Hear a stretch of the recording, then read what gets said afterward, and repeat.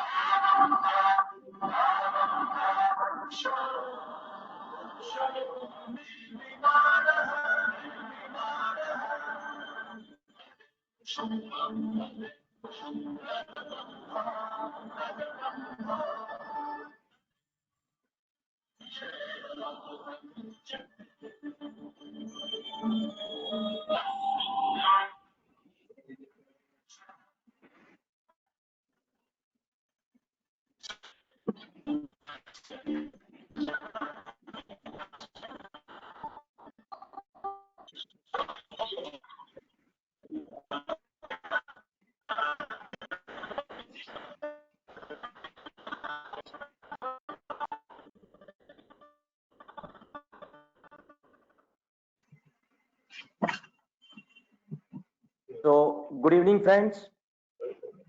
Chairman of Ahmedabad branch, CA Fenil Shah, in his absentia. Chairman of Indirect Tax Committee, Rahul Maliwal. Today's learned faculty, CA Abhay Desai from Baroda, and coordinator, Mr. Ram Nivas Mohil. Friends, today is auspicious day as today is a Ganesh Chaturthi. My best wishes to all on this auspicious day, and on this auspicious day of Samvatsari, Michami Dukadam to all. As this current situation makes me remembrance of WHO, that is not World Health Organization, but W means wealth, H means health, and O means opportunity. So may God Ganesha bless all of us with all these three and remove all the obstacles which we are facing. With these words, now I request Chairman of Indirect Tax Committee, Rahul Maliwal, to take this virtual meeting forward. Thank you. Thank you very much. Thank you so much, Bishan Bhai, with blessing with WHO. Now, Chairman of the Ahmedabad branch, CA Anil Bhai, in his absentia, the faculty of the today's session, CA Abhay Desai from Vadodara, the Secretary of Ahmedabad branch, CA Bishan Shah, the coordinator of today's session, CA Ram Nivas Mohil, and all the others member. Wishing you all the happy Ganesh Chaturthi and hand-folded Michhami Dukadam to everyone. Now, the today's topic is divided into two parts. The first one is been regarded with the recent notices that has been issued by the Cgsta department in relation to the service tax, and that is with respect to 2014-15 onwards. Now, these notices has been issued in comparison with the income tax returns that has been filed by the assessees and capturing the 26 AS information. So we will get to know the knowledge with regard to those from the today's faculty. And the second one is the recent decision and the pronouncement that has been given by the various high courts on the recent topics of the GST. So with this, now I request Ram Nivas Bhai to take this forward and briefly introduce the today's faculty. Thank you so much, everyone.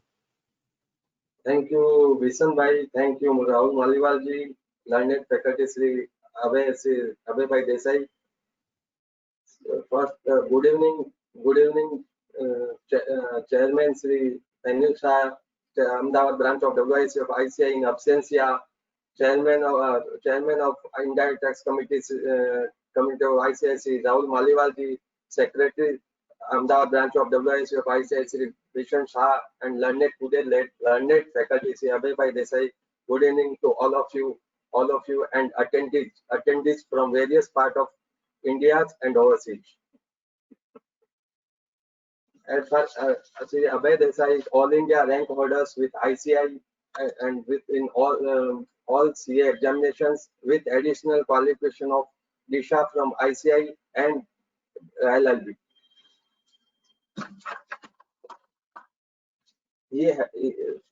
Sir has been opted as a co-member of Indirect Tax Committee of ICI. He is the learned faculty of GST group formed by the ICI, submitting recommendation from time to time to state and central government. He is also advisor to Fortune 500 companies and large companies, listed companies in the field of indirect tax committees. He has also co-authored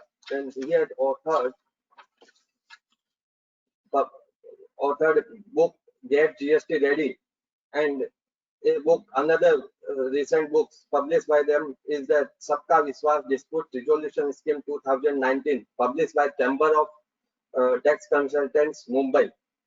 Further, a treatise on attachment proceeding and under GVAT law, published by International Research Journal of Management and Commerce and published by the Asia Research Foundations.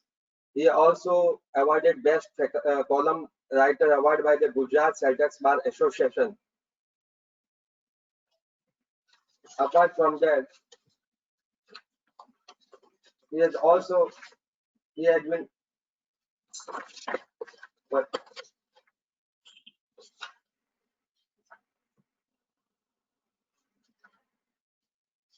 He has also delivered more than 400 lectures on various matters pertaining to indirect tax matters, and also published more than 200 articles on the various journals like GST Law Times, GST Journal by Taxman, and Tax Guru, then VST Journal, Cell Tax Journals. Apart from, there are so many lists. If I read it, it goes on in number of pages. So what I think, let me say something about them, that in my experience, there's only one motivation, and that is the desire. And no reasons or principle containing it or stand against it. And that is the best example of that. I can say one among them, the CA Abhay Bhai Desai. He had proved that's about that. And further, apart from that, I can say it's my own opinion that today's learned faculty, see, Abhay Bhai Desai is one of the best among the faculties in this present debates on enrich ourselves, that is understanding nuances of notice issued under service tax regime and decoding the in view of recent judgments and advanced rulings by advanced rulings. So, sir, over to you, Abhay Bhai Desai, sir. And so, bye, thanks. And as I said earlier, that WHO stands for opportunities. So whether these notices which has been issued by the Cgsta department is opportunity for us, for government, or for SSEs, we would really love to hear the same from you. Welcome, sir. Welcome. Good evening to all of you. It is indeed my pleasure, and I am grateful to Fanil Bhai, to learned Bishan Bhai, Rahul Bhai, Ramnivas Bhai, to all the committee members of the Ahmedabad branch, all the participants listening on today's webinar. It is indeed always a pleasure, and whenever Rahul Bhai or Bishan Bhai invite me, it's more so because I am really fond of both the individuals. They are my good friends, and it is always pleasure meeting them or having lunch or dinner with them. Now, friends, today's topic is very interesting for the reason that, as Bishan Bhai rightly said, it's a big opportunity. And whether it can create wealth or not, that I cannot say for sure, because that would depend on facts and circumstances. But definitely it is an opportunity, and as Bishan Bhai and Rahul Bhai wished Michami Dukdam, department will not wish us Michami Dukdam when they send us such notices. They will never forgive nor forget what they have sent to us. So it is our duty to respond to whatever notices, summons that are coming on our way. But the real art is how to respond. because anyone can give a response to a notice or a letter. But the real crux for today's discussion will be the legal elements of that response that one needs to understand and keep it in mind, and certain rights that he must exercise at this stage, which can in turn be quite helpful to him as as the case moves ahead to the appellate forum. So with that, let me just put on the presentation. So today's presentation is basically broadly divided into two parts. First, we are going to look at the nuances of the notices which have been issued of late under the service tax regime. We'll look at various aspects of that notice. And second, we'll discuss certain important rulings which have come under GST. We'll focus on the High Court rulings and important principles that we can derive out of the given rulings.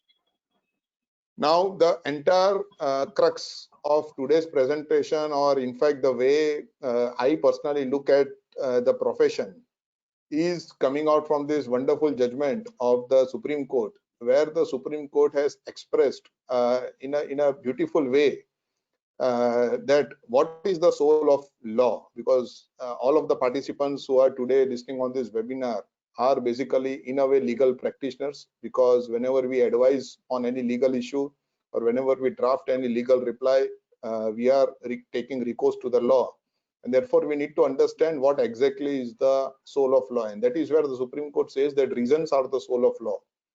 And then it goes ahead and says that the best way to discover the truth is through interplay of viewpoints. Discussion captures the essence of controversy by its appraisal of alternatives, presentation of pros and cons, and the review on the touchstone of human conduct and all attending relevant circumstances. So it is always better, and I always wish that any of the participants maybe at the end of the session would like to discuss or maybe shares a controversial dimension to it, or maybe some alternate thought process to it. I would be eternally grateful, because that is the process through which all of us can learn and grow. And that is the reason why our entire today's discussion will be focused on the reasons for various propositions that we are going to discuss today, and the views and the counter views to that proposition, and eventually how the judiciary has looked upon those propositions will be the focal point. So with that, let us start the first item on the agenda. Now, as far as the issues related to the service tax notices are concerned, I am going to broadly cover following dimensions of that. First, we are going to look at the validity of the notices, the legal provisions connected to the issuance of such notices or letters. I will explain in a while the difference between a letter and a notice. We'll look at the provisions contained under the Finance Act 94, that is the erstwhile service tax law, which now stands omitted. And then we'll also have to look at the GST law, how the erstwhile provisions have been saved, and to what extent the department can, assuming the notices to be valid, can such notices be issued in the GST regime, considering the fact that the notices issued by exercising the power under the erstwhile law now no longer remains on the statute. So that aspect we will discuss. Then we go to the aspect of the issuing authority, who is empowered to issue such notices, whether the issuing authority really is given the jurisdiction to call for such records under the notice. We look at the records which are sought, what can be the issues in that regard. Apart from the basic records, the notices are also seeking certain additional records, so we'll look at the legal ramifications of that. We'll look at the aspects related to the manner of issuing or serving such notices, because what I have understood, and in our office also we have come across similar notices. A lot of notices have come on email. There are of course some notices which have come on email, as well as hard copies have been served to the client. So we'll understand the legal aspect of that whether the notice on email would suffice, or really the department is required to issue us a notice and send us the same through a registered post or a speed post, and only then it can be considered as a valid notice. So that aspect we'll cover, and we'll also cover certain aspects related to the time limits, if at all, if the reply is not filed, and especially because of the COVID-19. You will all already understand that the President, by virtue of exercising the power under the Constitution, has promulgated an ordinance wherein the time limits for certain set of compliances under the current law as well as the erstwhile law have been extended. So we'll look at that aspect as to whether that extension which has been granted through that ordinance, whether that extension can also apply with regard to the due date within which a person is required to give a reply to the service tax notices. Then we move on to the reply, how to really should draft the reply, the factual issues to be considered, the legal aspects to be considered in that reply.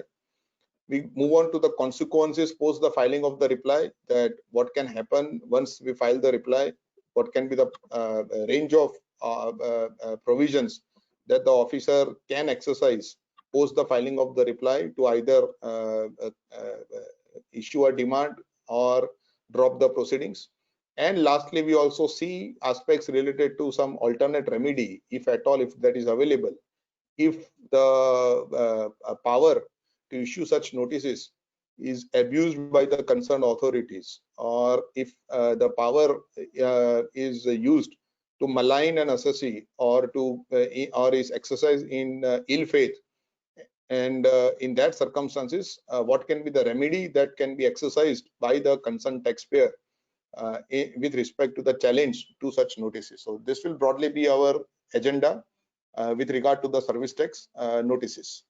Now, before we move on, I wanted to just refresh the kind of notices which have been issued by the service tax department for our today's discussion.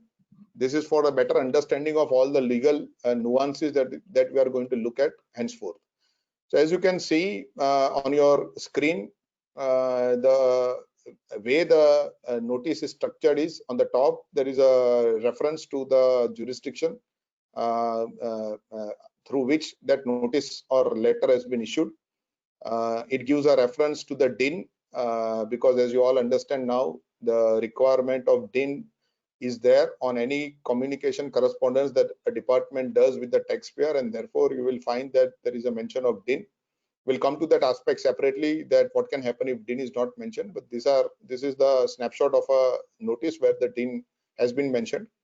Then it the name of the assessee and the address of the assessee to whom it is addressed. In the subject, it mentions service tax inquiry against the name of the assessee. It then gives a reference of the service tax registration number of that assessee. It is quite possible that if notices, because we also come across notices which have been issued to certain persons who have not been registered under the service tax regime. So in that situation, the reference is normally kept blank. Then it goes ahead in the body part of the letter. It gives a reference that with reference to the above subject, it is to inform that an inquiry of service tax has been undertaken by the undersigned. And then it calls for certain documents, namely 6 set of documents are sought. First is the balance sheet starting from financial year 15-16, 16-17, and the trial balance of 17-18 up to June 17, because post June 17, as you all are aware, GST has been implemented. And since this is only confining, the inquiry is confined to the service tax regime, and therefore the balance sheet and the trial balance which is sought is only up to June 17. Second, it also seeks the copy of IT return for the 2 financial years, 15-16 and 15-16, 16-17, as well as 17-18, in fact 3 financial years. Then it seeks the copy of the service tax returns for the same period. Along with the service tax return, the notice also seeks certain other particulars in terms of challans, the Senvet register, etc. It also seeks Form 26 AS for all the 3 years.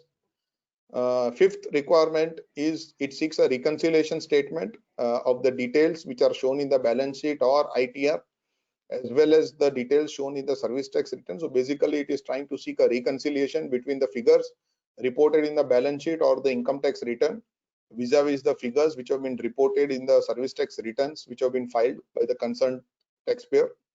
And lastly, it seeks that if any service tax audit or excise audit has already been done, then the copy of that audit report is sought. And then it ends by stating that this notice is to be treated in top priority, and the desired information or documents called for are to be submitted to the office, and then it gives the time frame within which it requires to be submitted. In this specimen notice, the time frame is a week's time, and then it ends with the signature of the concerned officer. Largely, the notices have been issued by the preventive section of the Cgsta department. And as you can also see on the top, even in this specimen, the issuing authority is the preventive section of the central GST department. So this is basically what we get. Most of us get this on the email. Some of us get this also in hard copy through speed post or registered post at the registered address of the assessee. I mean, that in this background, we need to understand a large number of issues when we sit down to file a reply to such notice. Of course, the simplest reply would be that you straight away comply with these 5 requirements, straight away submit the same in response to it, and then hope and pray that that response is considered positively by the issuing authority, and the inquiry is eventually dropped or logically closed.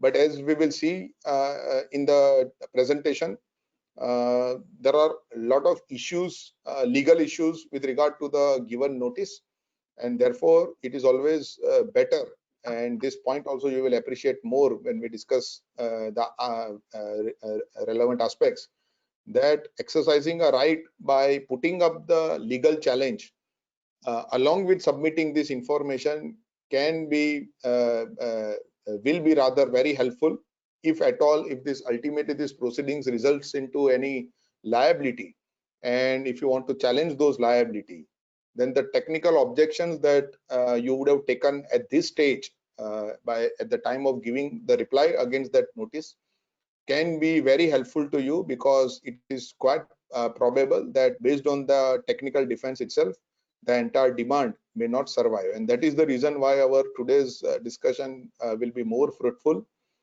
because the technical objections that we need to take against the notice must be taken at this stage itself, and if taken properly and validly, probably at this stage you may not get the eventual result in terms of dropping of the inquiry, but of course those objections and then acknowledgement of those objections will play a very important role when the eventual demand culminating out of the such inquiries will go into further appellate process. So in that context, let us first let us start the discussion. Now, the first issue that will come to our mind when we look at this notice is that the notice is bereft of the reference to any of the provisions of the law under which it is sought to be issued. In fact, if you pay close attention to the notice, you will find that there is no mention of any section of the Finance Act 94, nor any mention of any of the provisions of the Central Excise Act which have been made applicable to the Finance Act 94 by virtue of section 83. Nor do we find mention of any of the provisions of the GST law under which such notices, after the omission of the Finance Act 94, are sought to be issued. So in fact, there is no mention of any of the provisions, neither of the erstwhile law nor of the current law in the given notices. And therefore, can we take as the first defense that it is an invalid notice only for the mere reason that it does not specify the section of the act under which it is sought to be issued? Now, the only precedent that is available on this issue, of course, we don't have direct precedents under the indirect tax law as such. The only precedent that is available on this issue in a similar context under the employment related law is of the Rajasthan High Court in case of Nanna versus Union of India. In this case, a notice was issued in a similar fashion without referring to any of the sections of the act under which that notice was purported to have been issued. The matter went up before the Rajasthan High Court, and what the Rajasthan High Court observed was that a notice would not be bad in law just because it does not refer to the specific section of the act under which it is issued. And the reasoning given by the High Court is that just if had some section been mentioned in such notice, that would not have made that notice also equally valid. So it is not as if by mentioning a section the notice becomes valid, and therefore by not mentioning the section the notice would not become an invalid notice. The reason is you have to see the substance of the notice.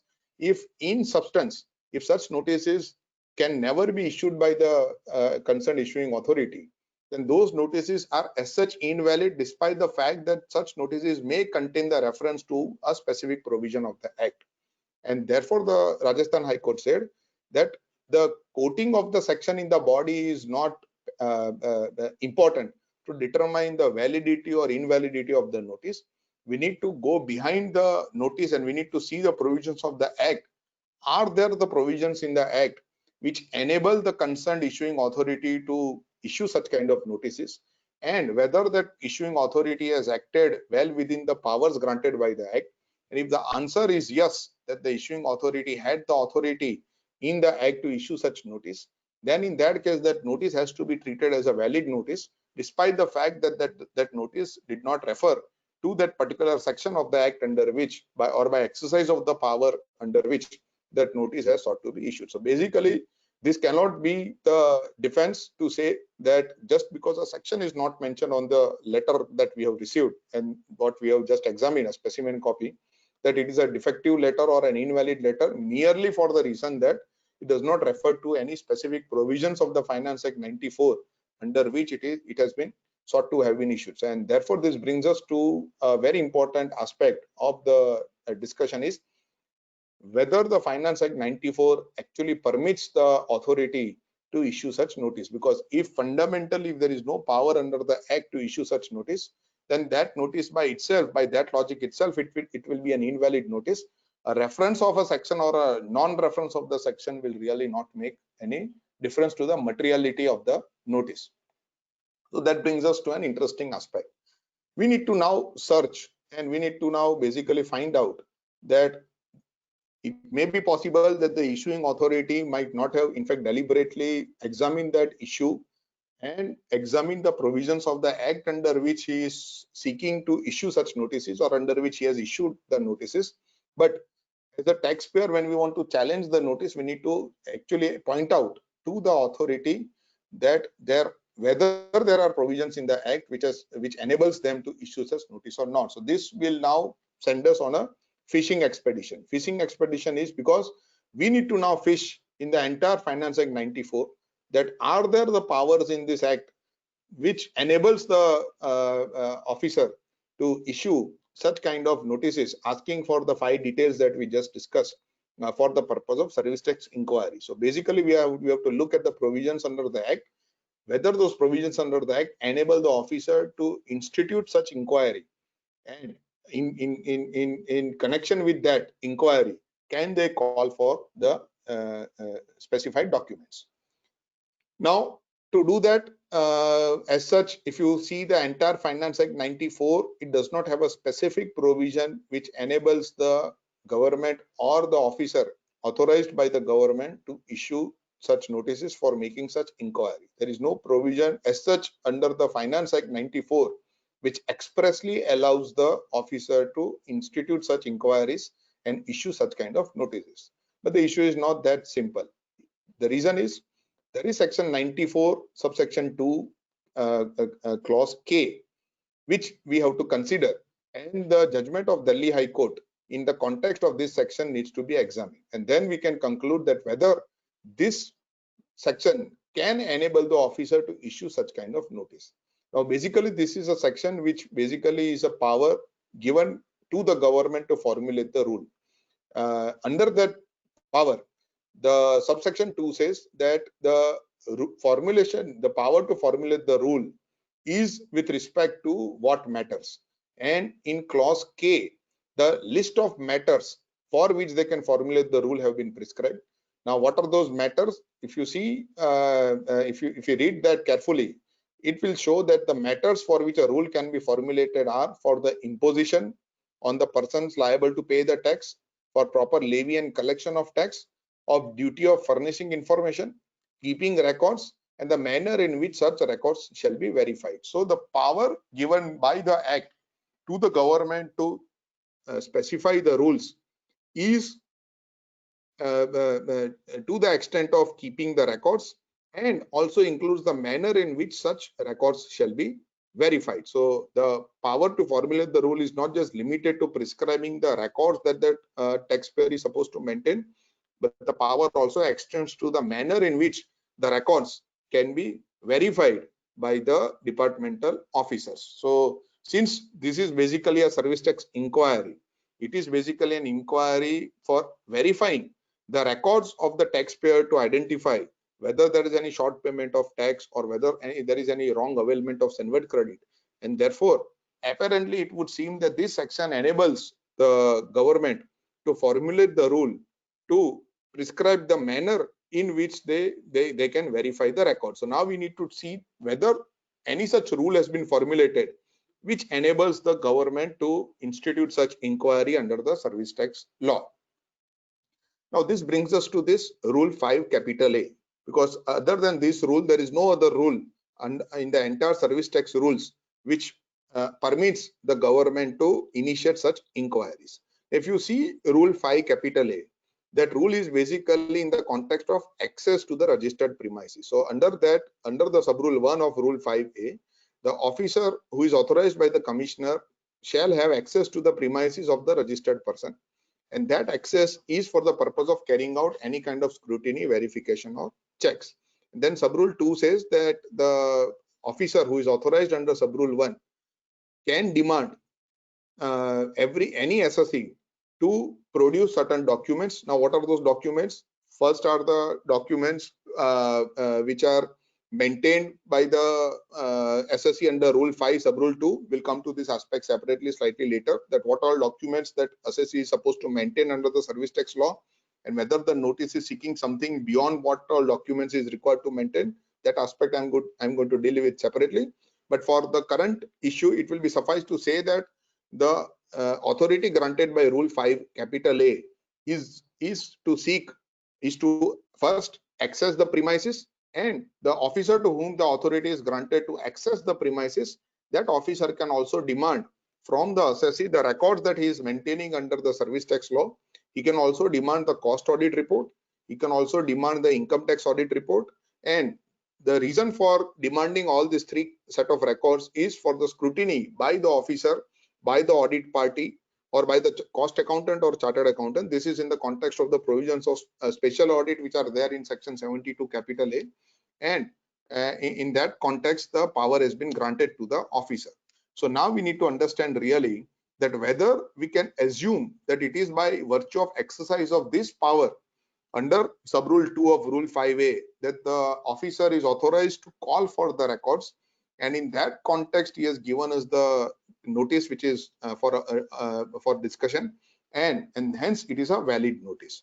Now before we go to the legal decision on this aspect, I would just draw your attention to the fact that rule 5 capital A has been formulated with regard to the power to access the registered premises, and the officer who is authorized to have access to the premises of the assessee, only that officer is under sub rule 2 authorized to call for the records which are maintained by the assessee, which may include the normal records that is supposed to maintain under the service tax law, as well as the cost audit reports or the income tax audit reports. And therefore prima facie itself we can say that this is not the rule under which the purported notice has been issued.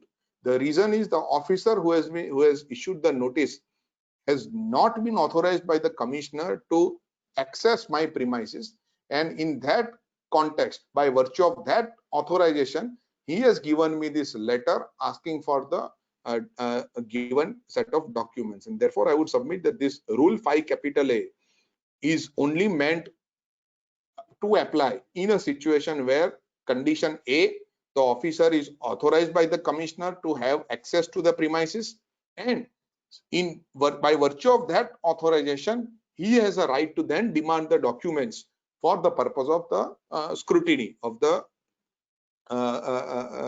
records. Now let us say prima facie the contention seems to be tenable for the reason that the preventive officer who has issued the notice prima facie has not cited any authorization that he has received from the commissioner to access my premises, and therefore we can presume that he has not been granted the power to access my premises, and therefore we can presume that he does not have the power under subrule 2 of 5A to call for the records. Now, this argument has a variation to it. What is the variation? When you look at the authorizations granted by the commissioner, the authorizations are generic authorizations. The commissioner grants the authorization to all the officers of the department to carry out any of the functions which are to be done by the commissioner under the given act. And therefore, tomorrow the officer might tell us that, look, even the preventive officer is an officer who is authorized by the commissioner to have access to any premises of the assessee, and since by virtue of that generic authorization I am authorized to visit your premises, but since I don't want to visit your premises, in absence of that, under subrule 2 I am calling for the given records for the purpose of carrying out the audit or inquiry. So that can be the contention from the end of the department, saying that we have rightly exercised rule 5 capital A by assuming that we have a generic authorization to visit the premises of any assessee, and by virtue of that generic authorization we also have an authorization to call for the records. Now this brings us to a very interesting aspect, that is the decision of Delhi High Court in case of Mega Cabs Private Limited.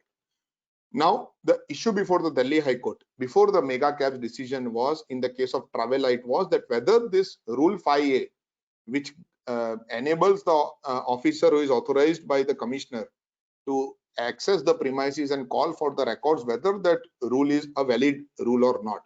Delhi High Court in the case of Travelite held that this rule is an invalid rule because in the act you have not formulated any provision which enables the government to come out with such kind of rules to allow the access to the premises of the taxpayer or to allow the calling of the records from the concerned taxpayers.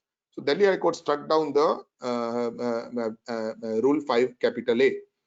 Post that decision, the government, the legislator rather came out with an amendment, and in that context the section 94 that we just discussed sought to be amended, and the power to formulate the rules with respect to the verification of records was inserted. So the clause K that we just discussed under section 94 subsection 2, which grants the power to the government to formulate the rules for verifying the records, came to be inserted in the act itself so as to overcome the decision in the case of Travelite. Now subsequent to that amendment, in another case of Mega Cabs, again the matter went up to the Delhi High Court, where the contention was that let us look at the structure of the act, the Finance Act 94. It was submitted that section 72 of the Finance Act deals with the best judgment assessment. Now in that context it was submitted that best judgment assessment can happen in two eventualities. One is the person has not filed the return. Second is he has filed the return, but the officer has a reason to believe that he has not paid the liability that he was supposed to pay. Then 72 capital A talks about special audit, where the power is granted to the commissioner to appoint a cost accountant or a chartered accountant to carry out the special audit. Then 73 talks about recovery of tax. Under section 73, the provisions have been formulated that in case where the officer finds that there has been a short payment or a non-payment or an erroneous claim of credit, he can go ahead, recover the tax, but there is a mechanism given under section 73, that is that he has to first issue a show cause notice, adjudicate the contentions which are given against the show cause notice, and only then an order can be passed seeking to recover the tax. So in that context, now section 94 2K, where the word verify has been used, what the High Court observed was very interesting. The High Court observed that, look, 72 and 72A, both of them require that that officer should have a reason to believe that there is a non-payment or a short payment of tax, and therefore a generic verification cannot be assumed under section 72 or 72 capital A. Now with respect to 73, where a power has been given to the officer to issue a notice in case of any non-payment or short payment. In that context, what the Delhi High Court observed, that this power is limited to the range officer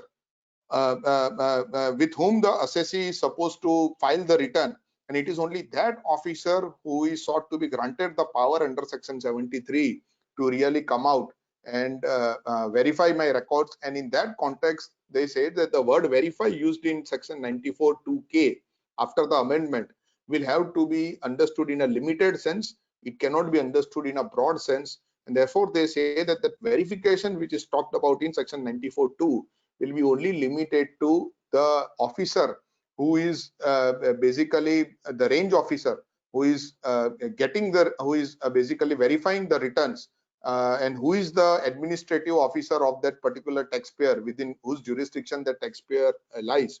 And therefore, in that context, they say that the audit which is carried out by the Service Tax Department under Rule 5A is traveling beyond what is permitted under section 94(2)(k), because the audit power is exercised in a generic sense.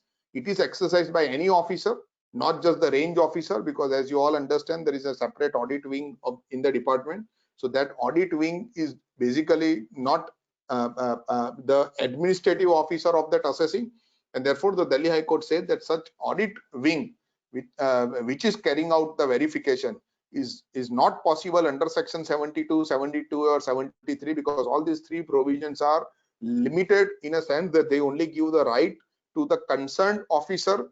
Either it could be an officer who has a reason to believe that I have not paid some tax, or who is an officer to whom I am filing the return and who is given the authority to verify my returns.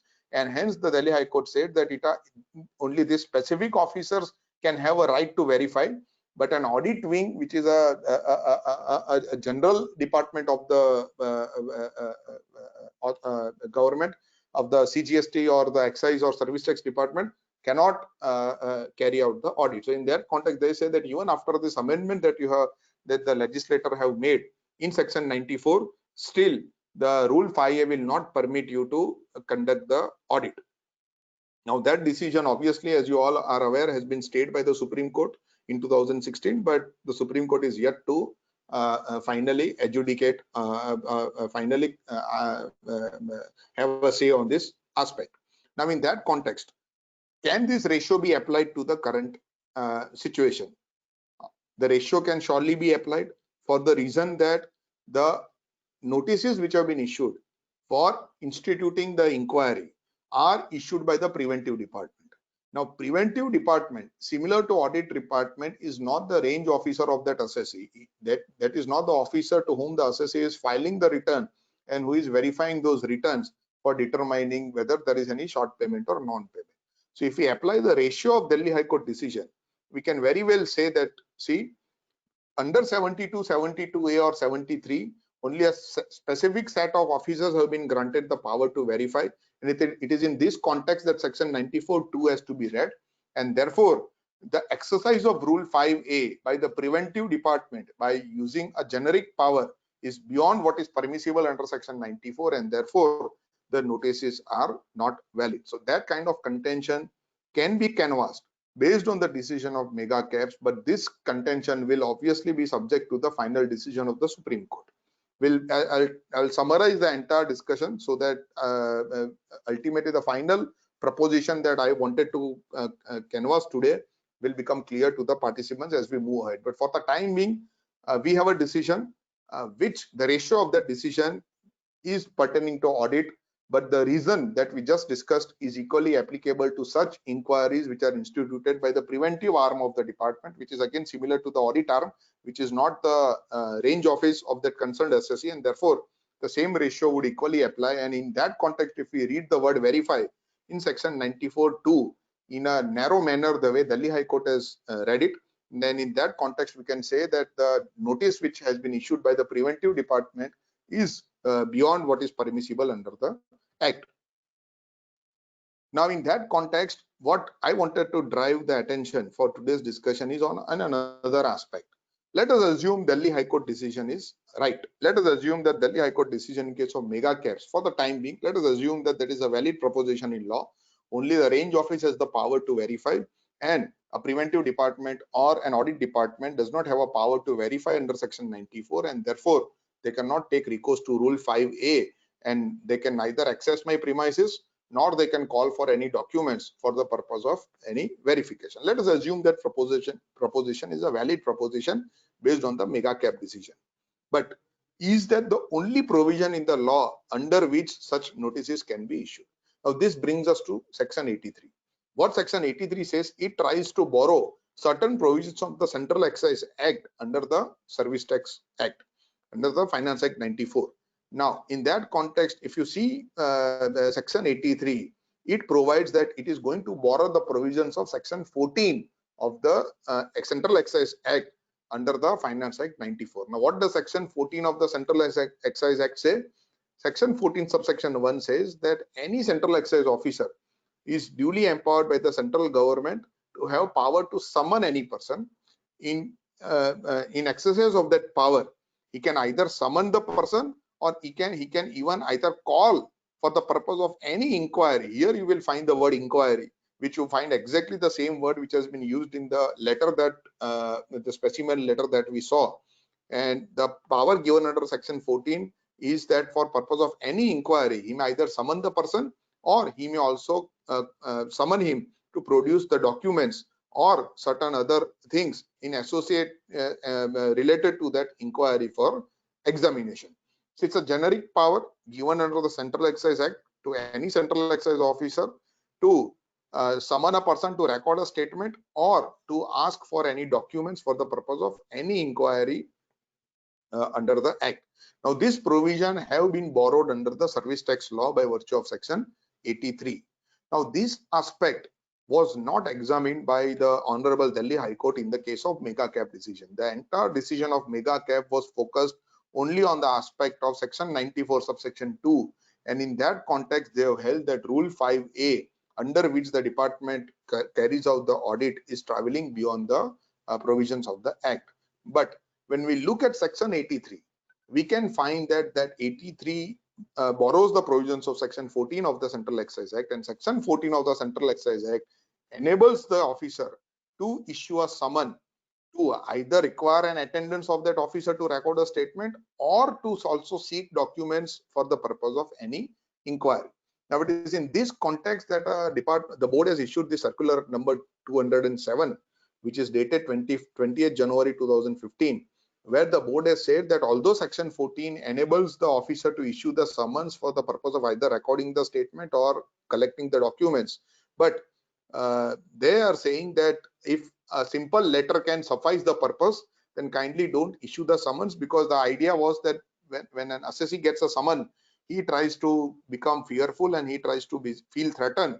And in that context, the board said that whatever documents that you require for any inquiry, if that documents can be collected through a simple letter, which is politely worded, the officers are instructed to issue such simple letters rather than issuing the summons by virtue of section 14. So in a way, the board has authorized the officers that instead of summons, you can issue a letter which will be also under section 14 itself, but which will in the perception of the assessee will be more polite in nature, and therefore the assessee may not feel threatened when he receives such letters. So in that context, what I would submit that although we may say that Delhi High Court in case of mega cap, the proposition which has been upheld is also upheld by the Supreme Court, but in that context the Supreme Court will also have to consider this facet of law which has been missed by the Delhi High Court, that whether section 14 of the Central Excise Act, which is borrowed under the Finance Act 94 under section 83 and which enables the officer to ask for certain documents, can this be a valid provision under law under which such inquiries can be instituted? I would believe that this is a valid provision under which such inquiries can be instituted, and therefore I would submit that the mega cap decision, the proposition laid down in the mega cap decision, can be taken as a defense, but that would not be a strong defense to say that such inquiries are an invalid inquiry. The reason is that tomorrow, if ultimately the courts find that there is a section 14, and by virtue of section 83 of the Finance Act 94, the section 14 has been borrowed, And by virtue of that, if the officer has issued a letter asking the document, then I believe the courts may find that such letter are valid letters in law, and therefore the court may not be inclined to dismiss the proceedings which have been carried out in pursuance to such letter. And therefore I would submit that when you keep these provisions in your mind, and then if you see the mega cap decision, then perhaps you will find that the ratio in the mega cap is not that strong to contest that such letters are invalid per se. Obviously, when I will summarize, I will paint the complete picture of how a reply needs to be filed. So obviously, when you file the reply, you can always put a defense that relying on mega cap, applying the proposition laid down by Delhi High Court, such letters are traveling beyond the mandate given by the Act. But at the same time, I would submit that you must comply with that letter. This defense can be helpful if tomorrow, if Supreme Court, even after considering Section 14 of the Central Excise Act and Section 83 of the Finance Act, still upholds the mega cap decision, then perhaps it would become the law of the land. And in that context, then you can draw an analogy. And if the proceedings that the objection that you are raising today, if those ultimately proceedings are pending at some stage in appellate level, then based on the Supreme Court decision, if it also considers the aspect of Section 83 and Section 14, perhaps you can say that if the Supreme Court ultimately declares such power as an invalid power, then perhaps on that basis, then you can ask for a quashing of the order, demand order, which has been issued by virtue of exercise of the such proceedings. But that for the time being cannot be the defense to not give a reply to such notices. Now that brings us to certain aspects related to this notice. So one we have concluded that although despite the fact that there is a decision, that decision in my opinion cannot be straight away applied to the current notices, for the fact that there is Section 83 which borrows Section 14, and in that context such notices can be held to be a valid notice. I mean, that context, certain aspects of that notices needs to be understood. First is, if you see Section 14, the officer has a power to summon for a person or call for any document, and that power is can be exercised qua any person. So it is not required that the person against which that power is exercised needs to be a registered assessee. And therefore I would submit that there is also a decision on this, because even in the customs law, Section 107 is similarly worded to Section 14 of the Central Excise Act, and in this context Madras High Court has said that since the power to summon extends to any person, so it will include any person, it will not be limited to only a registered assessee. And therefore I would submit that even an assessee who is not registered and who has received such letter or such seeking such details, he should also comply, because he will not be able to contest that Section 14 does not apply in such situation. Now, so let us assume that the notice which has been received, is a valid notice. It is issued by virtue of Section 14 of the Central Excise Act, read with Section 83 of the Finance Act 94. The next question to answer is that if such notices would have been issued in the pre-GST era, we would have obviously considered it to be a valid notice.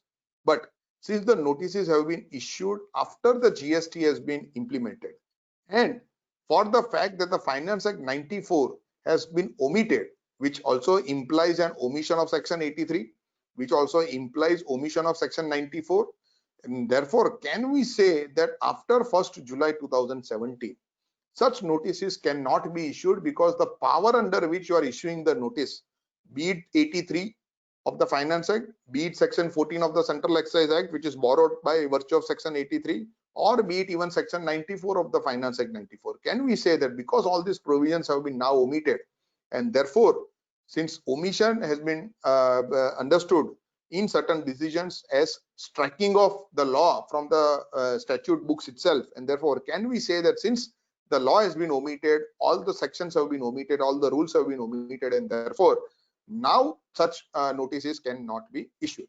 So this brings us to the provisions of the Cgsta Act, where we have to discuss Section 173 and 174. Now, 173, as I discussed, talks about the omission of the Finance Act, but Section 174 saves certain elements of that Finance Act, despite the fact that it stands omitted by virtue of Section 173. Now, what are the elements which have been saved? That is to be understood carefully. Now, we look at subsection 2 of Section 174. It says that the repeal of the said Act, that is of the Finance Act 94, shall not. And then in clause E, it says that the repeal, that is the omission. Basically, if you see section 173, it talks about omission, and 174 talks about repeal. But let us assume that the repeal and the omission are same for the time being. Now, in that context, what clause E says? Clause E says that the omission of the Finance Act shall not affect what? Shall not affect any investigation, any inquiry. The word inquiry again appears here. The way it appeared in section 14 of the Central Excise Act. Verification, assessment proceedings, adjudication, and any other legal proceedings or recovery of arrears, so and so. With regard to then, it gives a list of arrears in form of tax, interest, penalty, surcharge, so and so, and then it says which may be instituted, continued, or enforced, and any such tax, interest, penalty which may be levied or imposed if it has not been amended. So we need to now understand that by repeal or by omission of the Finance Act 94, can we say that such inquiry cannot be instituted now, that is after 1st July 2017? The language that has been used in section 174(2) clause E is that what is saved is any inquiry, any investigation, and then it goes ahead and says that which may be instituted. So the question is that whether the word may implies that inquiry should have been instituted before the GST was implemented, and only those already instituted inquiries have been saved, or whether under section 174(2)(e), since the word may has been used, so it also enables and saves the power to even institute the inquiries after the GST has been implemented. So the entire crux of the issue is how do you interpret the word may, which appears in section 174(2) clause E. Whether the may has to be read as an option given to that officer, that the officer had an option to institute any inquiry before 1st July 2017, and if by virtue of that option, if officer has instituted something, only that is saved, or the may means that officer is free to even institute the fresh inquiry now, obviously within the time frame given under the erstwhile law, but the officer is also free to institute the inquiry even after the GST has been implemented, and in that context the word may has to be read. So the may can be read as an option in the erstwhile law, or it can be read in the time dimension, that whether the saving is only limited to the inquiry instituted before GST was implemented, or it extends even to the inquiries instituted after the GST has been implemented. I mean, that context till date, this issue is debatable. This issue is right now pending before various courts. But let me just summarize the current status of how the courts have looked at this aspect of clause E. Guwahati High Court in case of Lakshmi Narayan Sahu, that is 19 GSTL 626, they say that the saving clause under section 174(2)(e) is sufficient to even enable the department to carry out the audits, or to institute the audits or initiate the audits for the first time after the implementation of GST. So they have not really at length discussed the various contours of the word may, but they have simply said that when you look at 174(2)(e), it saves any kind of inquiry, investigation, verification, etc. And therefore the Guwahati High Court concluded that it also implies that the officer has the power to institute fresh inquiry even after the implementation of GST. Jharkhand High Court differed. It's an interim order. Jharkhand High Court in case of Sulabh International, they say that the word may be instituted has to be read, and they have expressed a prima facie view that the expression instituted, which is appearing in subclause E, would imply that the proceedings which stood already instituted at the time of repeal or the omission of the 94 Act, and therefore the Jharkhand High Court in their prima facie opinion has said that the word instituted appearing in subclause E would imply something which has already been instituted before, and it would definitely then will imply that fresh proceedings cannot be instituted under the saving clause for the service tax dues or the central excess dues. So in that context, there is a Jharkhand interim decision of the Jharkhand High Court. Now, friends,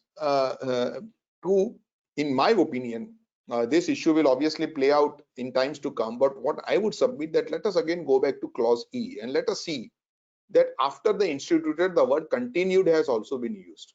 Now, if we say that the word instituted would only imply the proceedings or the inquiries instituted before the GST was implemented, then the word continued becomes redundant, because if the instituted word implies only proceedings which have been continued, then the continued would become redundant. Now, of course, we have a standard theory of interpretation which says that the statute will never waste the words. So each word needs to be given the proper consideration, and therefore I would imply that the word continued is in the context of inquiries which have already been instituted and they have continued in the GST regime, and therefore in that light, I would say I would agree more with the view taken by the Guwahati High Court that the word instituted would also enable the department to even initiate fresh inquiry, fresh proceedings even after the implementation of GST. Now, in that context, there is a last decision of Bombay High Court in case of ESS Infra Projects Private Limited. The Bombay High Court was not, this is again with respect to the service tax audits. The Bombay High Court was not enthused by the mega cap decision of Delhi High Court for the reason that the decision has been stayed by the Supreme Court. And Bombay High Court says that this issue requires to be considered in detail, but they say that we cannot stop the proceedings of audit which might have been instituted after the GST has been implemented. And the reasoning is very practical. What the Bombay High Court says that if we stay the proceedings of audit now, and if tomorrow, if ultimately we hold that there is a power under section 174 to even institute the audit for the first time after implementation of GST for the service tax period, in that context, there can be another issue of time barring, because as you understand, under section 73 of the Finance Act 94, there is a time limit within which the order, the show cause notice has to be issued. So in case other than fraud, it is 3 years. In case involving fraud, it is 5 years. So in that context, what Bombay High Court said that we will not stay the audits for the reason that eventually if we upheld the contention of the department and say that there is a power to carry out the audit first, and say that under section 174 that power still has been saved, and it also permits the institution of audit for the first time even after the implementation of GST. So in that context, Bombay High Court says that if we uphold these two contentions, in that context there can be a third dimension of time barring that will enter into the dispute, and therefore they say that we will not stay. But of course they have given the liberty that by exercising this power under Rule 5A and by relying on the saving provision under section 174, if an audit has been instituted, you definitely the High Court will not stay that audit. But if that audit ultimately culminates into some demand, and if a party wants to challenge that demand, and at the time of that challenge, if the party wants to bring these two contentions again back into picture, that is, the authority had no power to carry out the audit, and second, even if they had a power, they had no power to carry out the fresh audit after the implementation of GST. The Bombay High Court says that the petitioner will be at a liberty to move the court for any interim relief at that stage, if at all in pursuant to such audit, if any order stands issued which results into any demand. So at the same time, the High Court did not stay the audit, but at the same time, it also gave the liberty to the petitioner to seek any interim relief if ultimately that audit results into any demand, and the contention of the validity of such proceedings is to be taken up by that petitioner. So what I would submit in a nutshell, again under section 174, as discussed, I would be more inclined to take a view of the Guwahati High Court, and I would say that the word instituted cannot be limited to something which is instituted before the GST was implemented, for the reason that there is a word continued also used after the word instituted, and therefore in that context the word may has to be read, And once it is read in that context, I would submit that the authority will have a power to even institute fresh inquiry, fresh audit, even post the implementation of GST. And therefore, again, on this aspect, as I discussed earlier when we discussed the mega cap decision, that again on this basis, on section 174, I am of the opinion that you cannot mount a solid defense to say that such inquiries are bad in law. But of course, there is a hope, for the reason that if ultimately the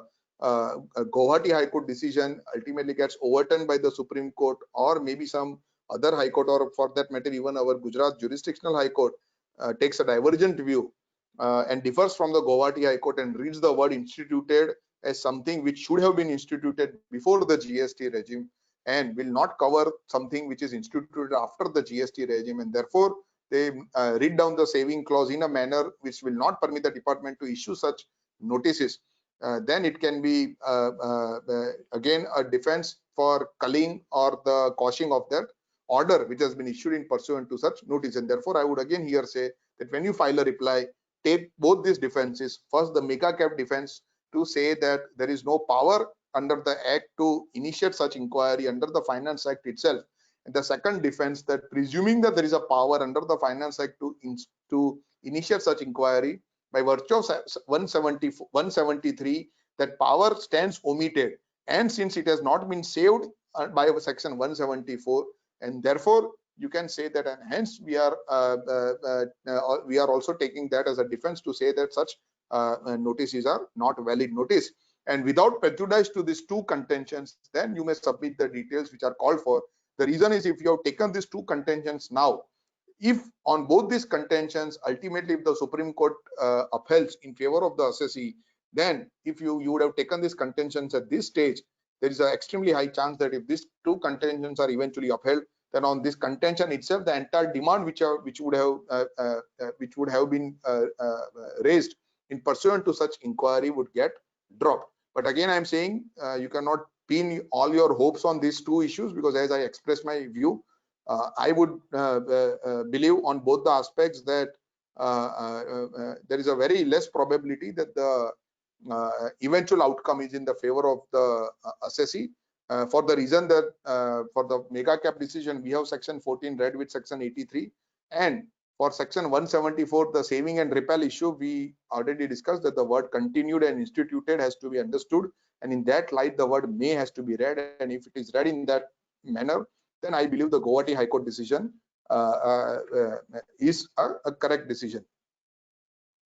Now let us, so we have discussed the first aspect of the notice, the validity aspect, where we discussed the two aspects to it, mega cap aspect and the saving and repel aspect.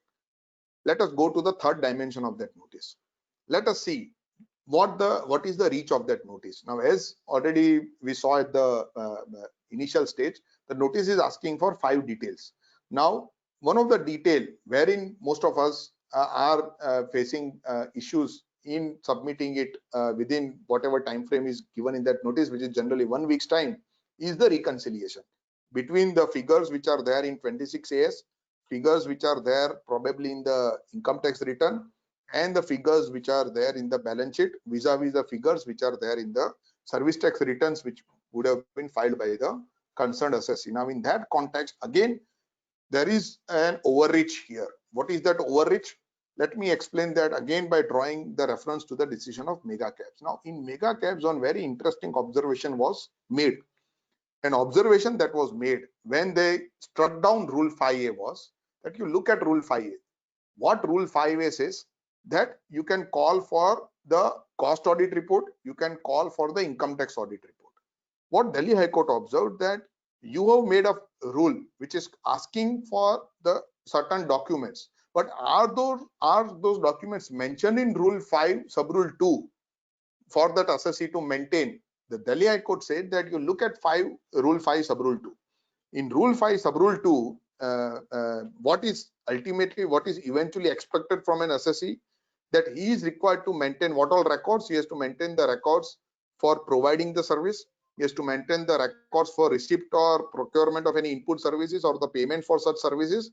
He has to maintain the records of inputs or capital goods that if he might have used in providing the services, and he has to also maintain records of manufacture of sale of goods, which is other than the aspect of provision of services. So these are the limited records which an assessee is supposed to maintain under sub rule 2 of rule 5. And therefore Delhi High Court says that when you formulate the rule 5A, you are asking under that rule for the income tax balance sheet, you are asking under that rule for the cost audit report, but have you asked the assessee to maintain those records under rule 5.2? And therefore Delhi High Court says that since you have not asked the assessee to maintain the records under rule 5.2, you cannot take resort to rule 5A to say that he has to produce those records during the audit. And therefore this was again one of the ground taken by Delhi High Court to say that this rule 5A is traveling much beyond the powers permitted by the act.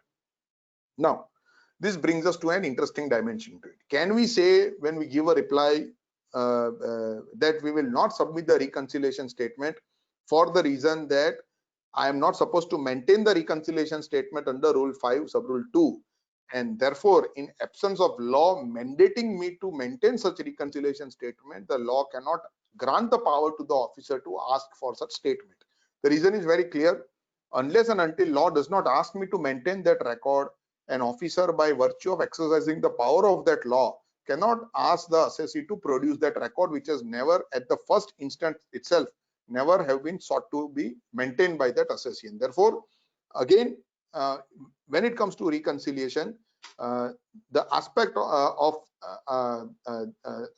that reconciliation statement is not the specified record can be highlighted, and relying again on the mega caps decision, it can be submitted that since the law does not allow me to expect me to maintain that reconciliation, I am not submitting that. Again, I would say legally you will be perfectly fine if you give this reply. I'm not going to say that this is not the correct proposition, and in this, as far as this proposition in mega cap is concerned, I'm perfectly with what the Delhi High Court says, that you have not made the maintenance of such record as part of rule 5.2, and therefore you cannot ask for those records during the audit. Obviously, if the officer cannot ask during the audit, definitely during any inquiry also he cannot ask for those records that he is not supposed to, that the assessee is not supposed to maintain.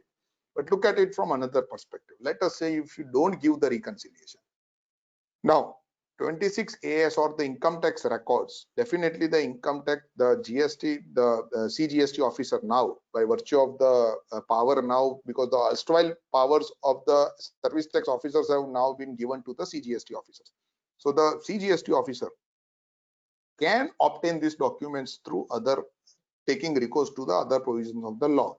If he obtains that, and if he finds a value mentioned in those in that income tax return or 26 AS or balance sheet to be higher than the value that you have declared in the service tax return, what will prevent him from proceeding with the demand of the tax on that difference?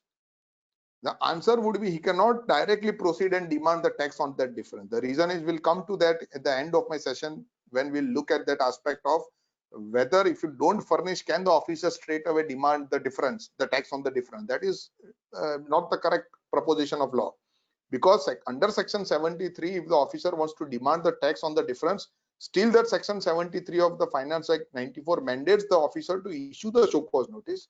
In the show cause notice, he has to allege that this is the figure that he has obtained under from 26 AS, and this is the figure that is reflected in the service tax return, and there is a difference. And in that show cause notice, as an allegation, he can ask the assessee to appear and give a reply against that difference, and if that reply is not satisfactorily given, then the officer may proceed and ultimately pass an order demanding the tax on that difference. So anyway, taking that objection against that notice by saying that I will not give the reconciliation statement because I have not been mandated by the law to keep the reconciliation statement, will definitely be a valid proposition, and the officer will not be able to directly issue a demand order for the difference that he finds between the 26 A's that he might obtain from taking recourse to the other provisions. He will still have to issue the show cause notice, but the fact remains that the ultimate explanation that you have to give for the difference between 26 AS figure, the turnover, the amount on which TDS has been deducted and the amount on which you have paid service tax. Obviously, that ultimate difference you will have to anyway explain. Maybe not at this stage. If you don't explain at this stage, it may happen that the officer may proceed with the issuance of show cause notice under 73 with the difference. And in pursuant to the adjudication proceedings, you may have to again go there, and there you have to legally anyway explain the difference. So I would submit that legally one can say and take this as a defense, but that will only delay the time within the time by which he has to explain the difference. So if the information is not readily available, and if you feel that it will take some time and the officer is reluctant to grant additional time, then you can mount this as a valid defense to say that I am not required to submit this reconciliation statement because in Rule 5 you have not mandated me to maintain this statement. But obviously, as I submitted, that will not prevent the officer from issuing the show cause notice if he gets the figure of 26 AS, or for that matter even balance sheet or P&L account from some by taking recourse to some other provisions of the Act. So ultimately, this defense can be taken in certain fact situations where you feel either the officer is not willing to grant the time, accommodate you. In that case, if you feel that this defense can delay it, then in that case you will be well within your rights to take this as a defense. But as I said, this defense will not end the inquiry. This defense will only push the inquiry to the adjudication stage. That will be the only relief that you will be able to take by mounting this defense. Now this brings us to again another aspect of Section 14. As we concluded earlier, Section 14 of the Central Excise Act, read with Section 83 of the Finance Act, definitely gives the power to the officer to issue summons and call for records. And as we discussed, the board has issued the circular wherein they have said that instead of summons, if you can issue a polite letter and obtain the information, kindly do that. So we can say that the letter that we have received is under the exercise of those powers. But are there any limits to that power? Now, in that context, Delhi High Court, in case of National Building Construction Company Limited, said that if you look at Section 14, the power is given by Section 14 only to the extent of the matters connected with the determination of the service tax liability. Section 14 of the Central Excise Act clearly grants the power to issue documents, but for what?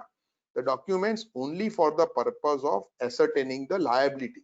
And therefore, the Delhi High Court said that the documents which are sought needs to be related to the matter of the provisions of the service tax law. You cannot ask for anything and everything just to make a fishing inquiry and to find out that if I ask for 10 records and if in 10 if I find something, then maybe I may use it. That approach has been not found acceptance before the Delhi High Court in case of national building construction. And therefore, I would submit why I'm discussing these cases. As far as the first notice is concerned, the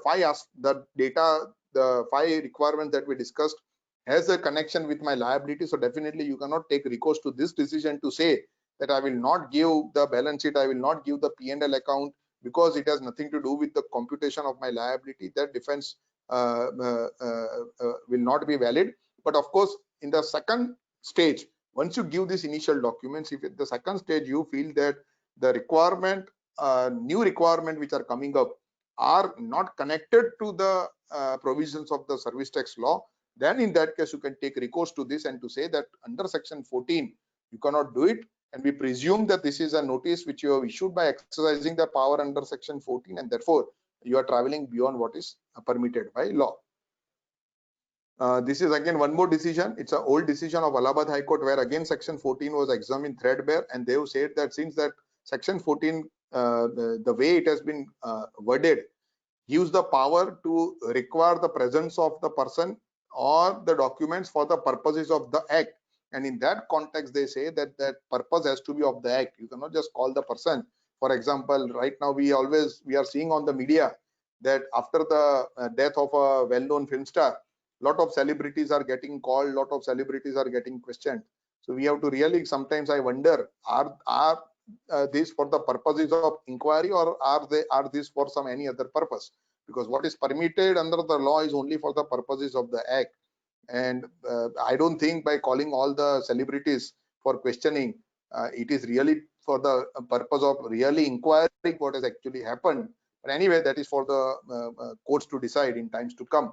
But for our purpose, the ratio is equally applicable, that section 14 inquiry has to be limited inquiry. It cannot call for anything and everything under the sun. Now, who is the officer who is empowered? Can we challenge that preventive officer is not the officer under section 14? But that again would fail. The reason is, as we saw section 14, it says any central excise officer is empowered to exercise that power. And therefore, since section 14 has been borrowed by virtue of section 83 into the Finance Act 94, so to say that preventive officer is not the officer would not be tenable. Again, there is a decision on this front by Supreme Court itself, where assistant director of DRI issued the notice. It was challenged. Ultimately, Supreme Court rejected the challenge on the ground that assistant director is a central excise officer, and hence he has a power to issue a summons under section 14 to call persons or to call for records for any inquiry. Therefore, I would submit that on that ground, preventive officer will be well within his rights if he under section 14.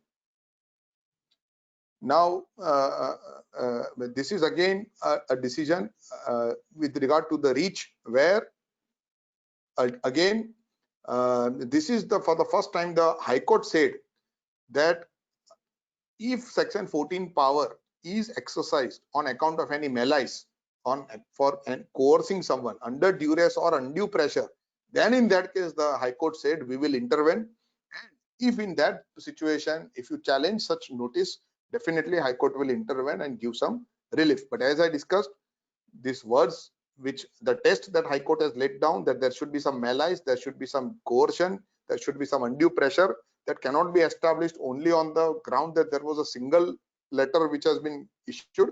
Obviously, you will have to, if the circumstances get developed in a manner that there is actually a harassment that happens out of this inquiry, in that situation, you can take recourse to this decision, and you can then, because this notice is not an order, it is not an appealable order, so there will be no appeal that you can file against such notice.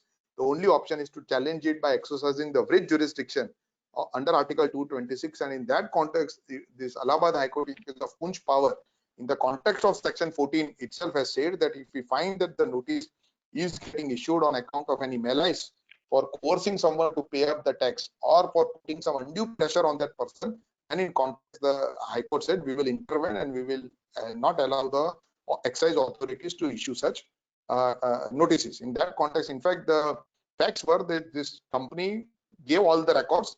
The officer kept on asking for additional records, kept on asking for certain reconciliations, and the company said that all the records are now available with you. You can do your reconciliation. You can do whatever you want from the records. And after that, if you find any issue, any liability, you point it out and we'll come and explain.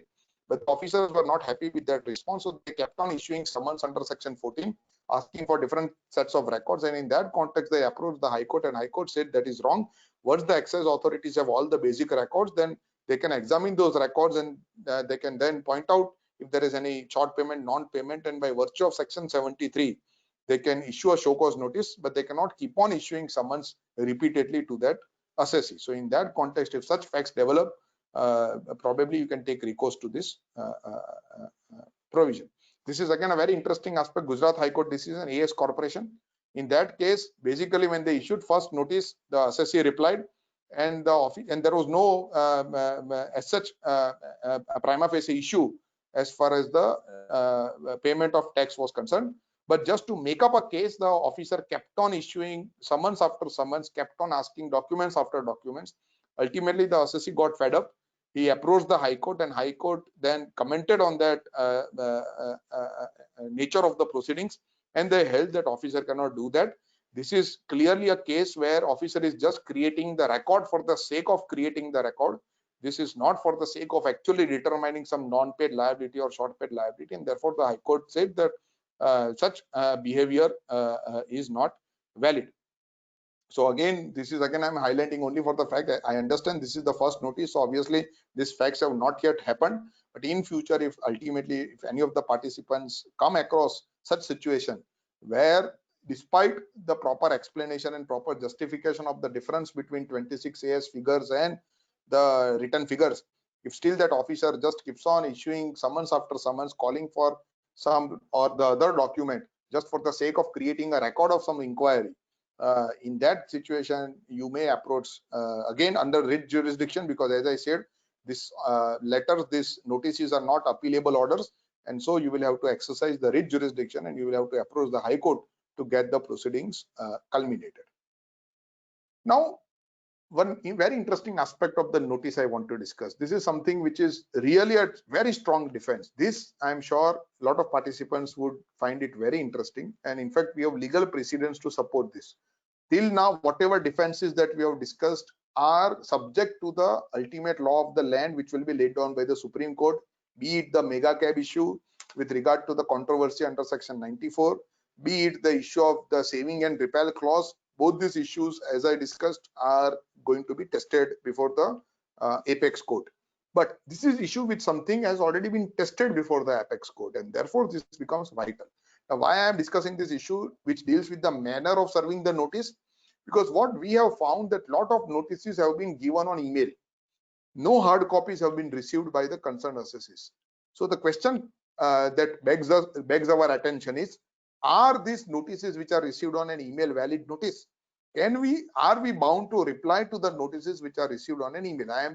Please participants, please understand, I am only discussing the service tax notices. I am not going to discuss on the GST notices because the law is totally different.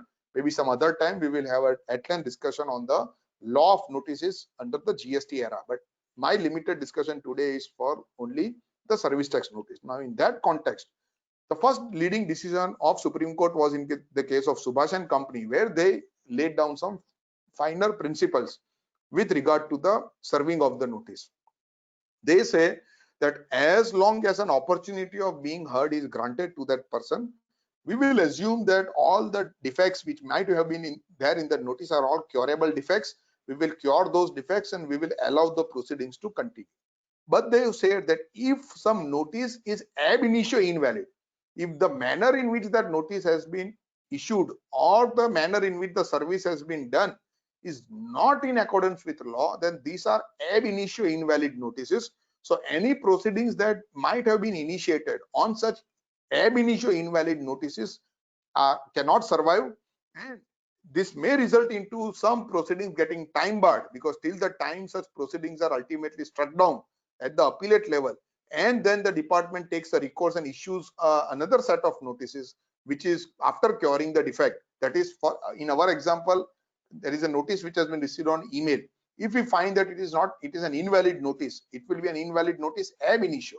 And if, let us say, eventually 2 years down the line, if ultimately appellate authorities held that such notices are an invalid notice and all the proceedings are quashed, and at that point in time, if the department issues a valid notice, then the aspect of limitation will enter into picture, because at that point in time, obviously under section 73, they can go back only 5 years if it is a case of fraud, or 3 years if there is a case other than fraud. And since we're talking about something happening after 2 years, obviously if you go back from that date up to 5 years, most of the service tax liability would not survive, and therefore on that ground itself, the department will not be in a position to issue a valid notice at that point in time if the current notice is held to be invalid ab initio, and therefore this becomes a very important aspect to understand. So this is a principle laid down by Supreme Court, that something which is an ab initio invalid notice, that defect can never be cured. The entire proceedings has to be quashed, and if that proceedings results into something getting time barred, be that it may, the courts will not make the new proceedings as within the permissible time limits. But if something is a valid notice, but there is some defect on that notice, but that notice has given an opportunity to that assessee to appear and give his submissions, then the court said that then we will cure those limited defects and we will not vitiate the proceedings. Now, in that context, it is very important to understand the manner in which the notice can be served. Now, section 37 capital C of the Central Excise Act becomes relevant. Why this becomes relevant for the service tax discussion? Because as we saw earlier, under section 83, certain provisions of the Excise Act have been borrowed. So apart from section 14 of the Central Excise Act that we discussed, even section 37 capital C has been borrowed under the Finance Act 94. So service tax law does not specify the manner of serving the notice, the provisions of manner of servicing the notice under the excise law have been borrowed under the service tax law. Now, what section 37C says? In what manner can the notice be served? The section says, subsection 1, any decision, order, or any summons or notices. So this is indeed a notice which is issued under the Act shall be served. In what manner? By tendering the decision, order, summons, or notice, or sending it by registered post with acknowledgement due. And then it says that if SSE is not available, then they can affix that notice at the premises of that place of business. And if that SSE is absconding, even the place of business is not traceable, then that order notice can be affixed at the board of the department itself as a valid survey. So for our purpose, whether a notice sent on an email is a notice in accordance with section 37 capital C.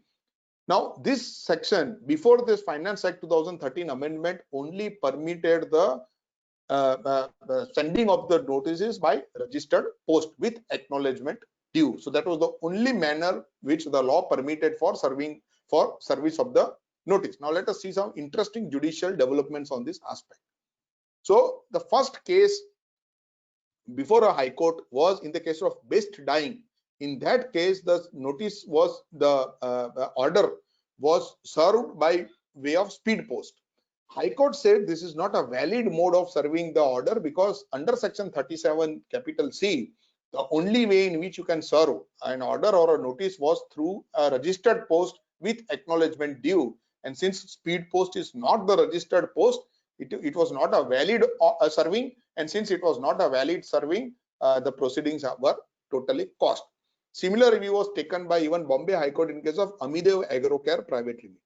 Even the Delhi Tribunal in the case of Nirmal Products, they clearly brought out this point that when the law has made a provision of serving the notice in a particular manner, the authorities cannot act beyond that, and they have relied on a lot of Supreme Court decisions to say that when an act gives a manner of doing something, that manner has to be respected.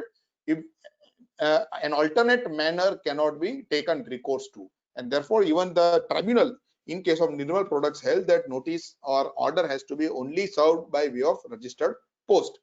Now in between there was a parallel development under the income tax law.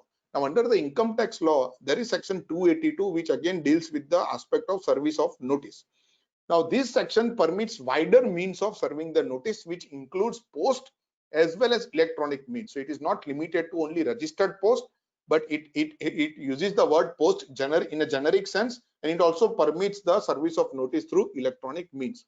So in that context, the Jharkhand High Court in case of Milan Poddar in the context of income tax said that since the word post has been mentioned in section 282, so that would also include speed post, and therefore they say that even service of notice through speed post is a permissible manner of serving the notice or the order. Now in that context, one interesting development happened. Before the Jharkhand High Court, another dimension was added to this controversy. The dimension that was added was that they referred to the Maxwell's book on the interpretation of statute. Now in that book, the author has mentioned that the statutes are normally drafted at a point in time, but the world evolves, and as the world evolves, the statute needs to be necessarily read as evolved if there are an evolution of the means. So they say that when the Income Tax Act was formed, only registered post was a means of delivering the letters or the orders or the notices. But as the post department evolved, and as the speed post, as a facility of speed post was introduced, so they say, relying on the Maxwell's book on interpretation of statute, that the word post used in section 282 of the Income Tax Act has to be read as even including the speed post, and therefore they say that a notice served by speed post is also a valid form of notice. Now in that context, even the Andhra Pradesh High Court said that a speed post is basically like a business class and a registered post is like an ordinary class. So in that context, they say that because we have similar provisions also under the Customs Act, so in that context they say that the word registered post appearing in section 153A, which is akin to section 37 capital C of the Central Excise Act, which again mentioned the word registered post, they say that the word registered post has to be broadly construed, and it also will include the speed post. I mean, that context, the lawmakers understood this controversy. So to put the controversy to rest, they brought an amendment in section 37 capital C by virtue of Finance Act 2013 to say that the department can serve the notices even by speed post with proof of delivery, or even by courier, which is approved by the board. So two additional means of serving the notice were introduced by Finance Act 2013. That is either registered post with acknowledgement, which was already there in the law, plus speed post plus courier. So three means are available to the department to serve the notice. In that context, the Orissa High Court had an occasion to understand that whether this amendment will be a clarificatory amendment or a prospective amendment, because the amendment clearly was a prospective amendment. So would it imply that where the notices have been issued other than by way of speed post, all those are invalid notices before the amendment, and therefore the proceedings are to be quashed? The Orissa High Court said that no, this basically this amendment is a clarificatory amendment. The registered post has to be read as speed post, and now the amendment only confirms that dimension, and therefore they say that we'll consider this amendment as a retrospective amendment. Now in that context, we are now left with whether the ratio which has been adopted in the decisions that we have seen, that as the time evolves, you have to also read the law accordingly, and therefore when the law was framed, there was only registered post as a means of serving notice. Then speed post came, and therefore the speed post was to be implied in that, and then courier came, and therefore courier is also to be implied with that. Will it mean that even email has to be implied in that? Whether the service of notice through email can also be implied to be the valid means of serving the notice under section 37 capital C.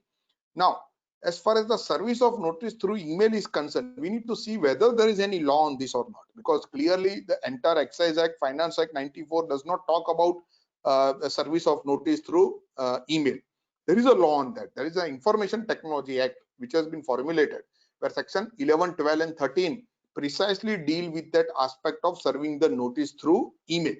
But very interestingly, in that act, read with the sections that I have mentioned of the Evidence Act, that is 65B, 88A, 85B and 85C, the courts have held that even if the notice is given through email, that only confirms the fact of sending the notice, that will not confirm the fact of serving the notice.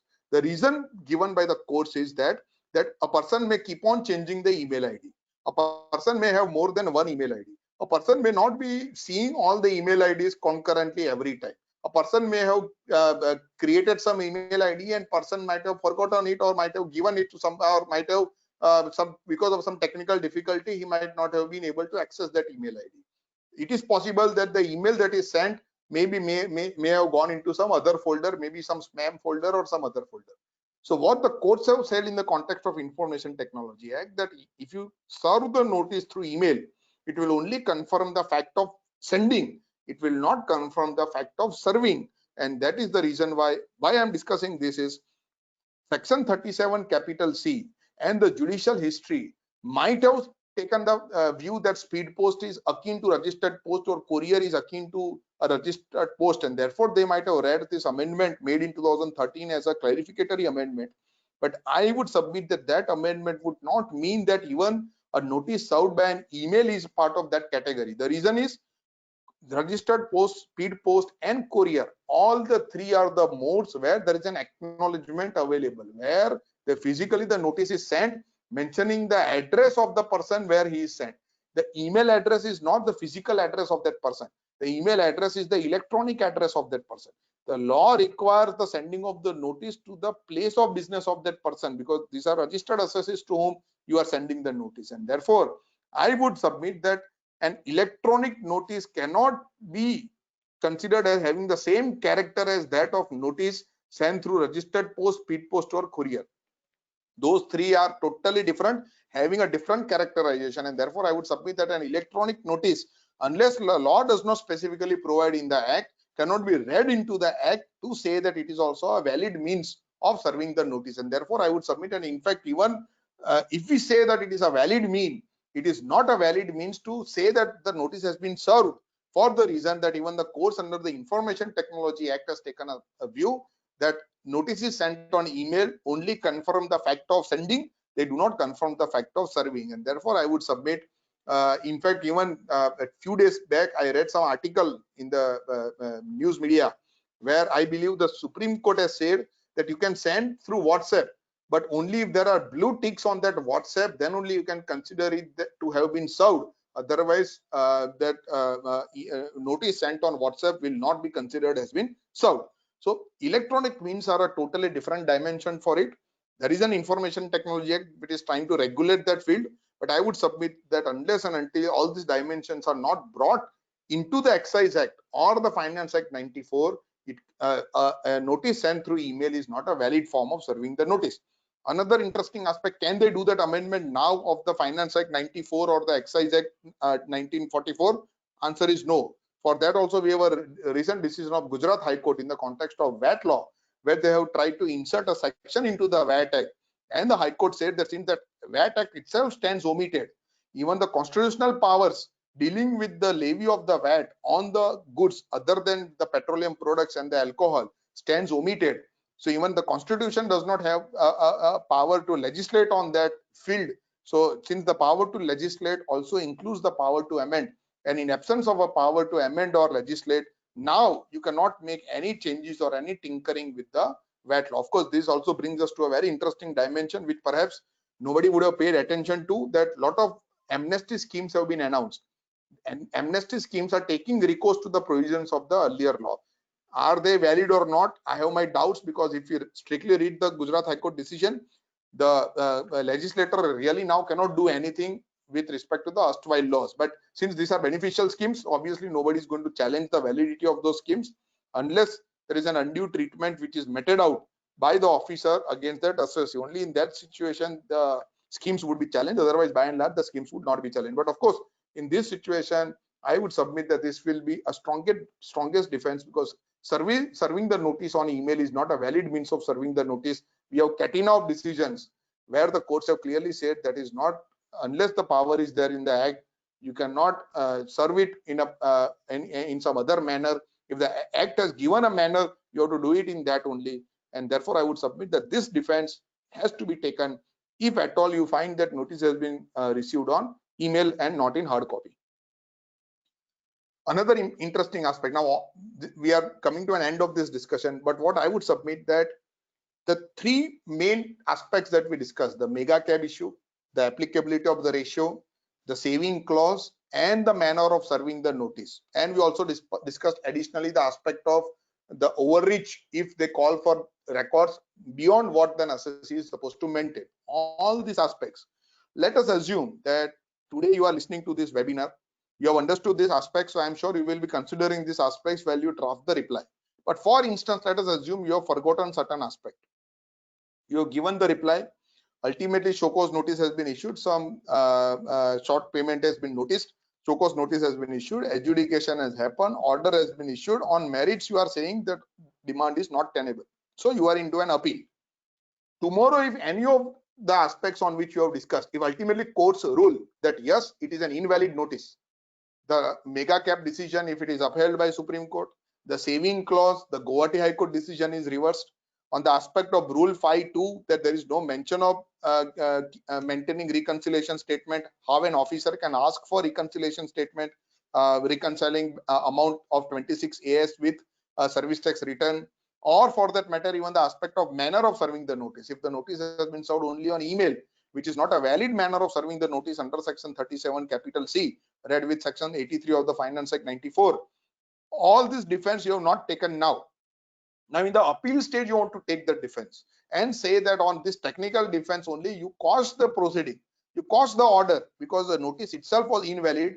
It was invalid ab initio, and as we discussed in case of Subhash and Company, Supreme Court has said that if there is an invalid ab initio notice, then all the proceedings which are result out of an invalid notice are an invalid proceeding, and therefore all the orders would not survive. Can we take the defense for the first time at the appellate stage? The answer is yes. The reason is this: In GST law, you cannot take the defense. Why? Because in GST law, a lot of participants would not have paid attention to this particular section, section 160.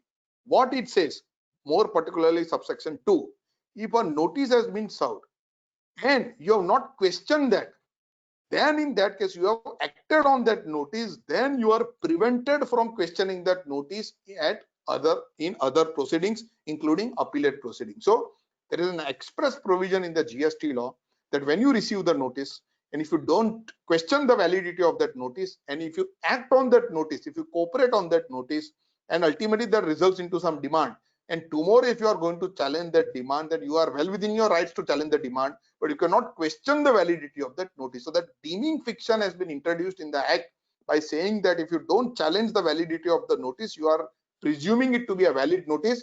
In that situation, you are prevented from questioning that notice at a later stage. But that deeming fiction, friends, is not there in the Finance Act 94. It is not there in the Central Excise Act.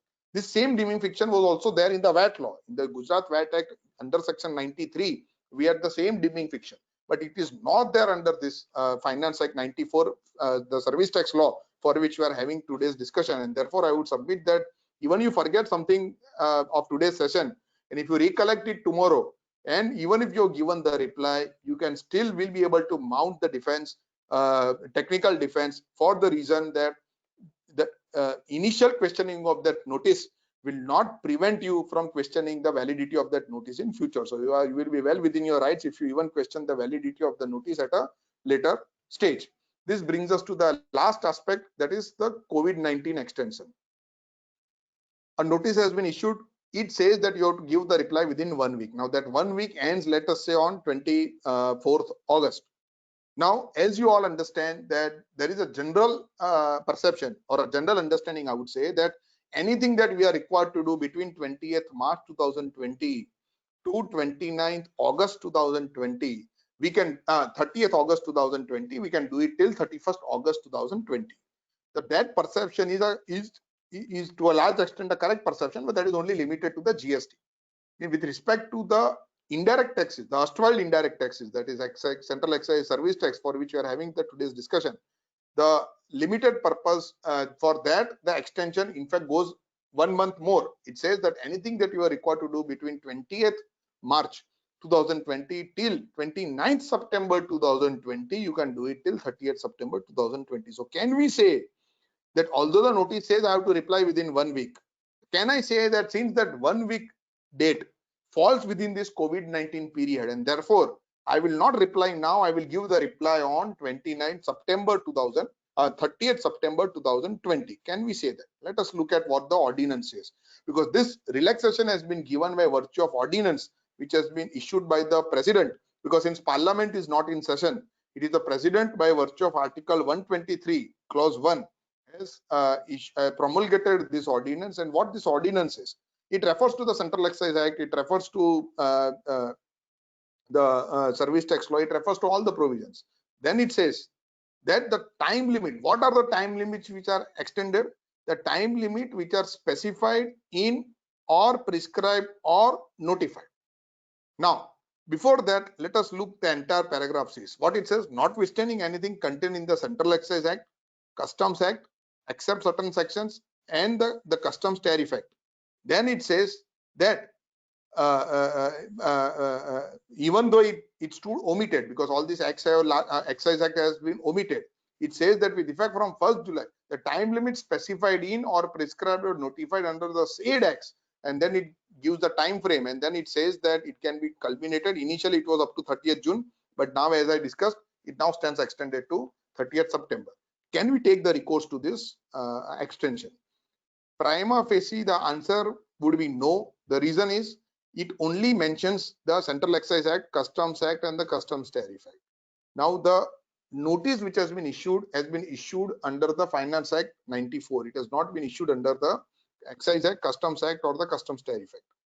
Assuming, let us assume that since the recourse has been taken of Section 14 of the Central Excise Act, which stands borrowed in the Finance Act 94 by virtue of Section 83, and therefore we say and we read that this extension also applies to such proceedings instituted or initiated under Section 14, still can we say that the time limit of 1 week which has been given to me to reply against this notice, whether the time limit is specified in the act, whether it is prescribed under the act, or whether it is notified under the act.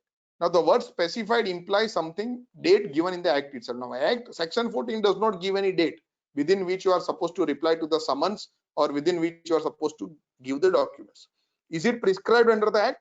The word prescribed has been defined in the Central Excise Act. If you see section 2 clause K, it says prescribed means prescribed by way of rules.